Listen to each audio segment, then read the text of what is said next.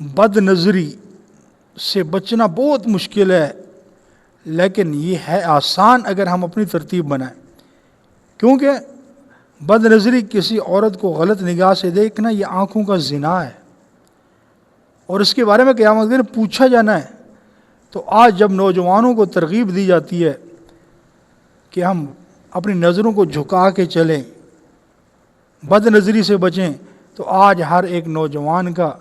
یہی ایک بہانہ ہے کہ ہم بچ نہیں پاتے، کوشش بڑی کرتے ہیں، ہم بچ نہیں پاتے بد نظری سے۔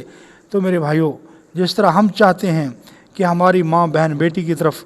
کوئی بری نگاہ سے نہ دیکھتے، کوئی شہوانی نظر سے نہ دیکھے، اسی طرح دنیا میں کوئی بندہ بھی یہ نہیں چاہتا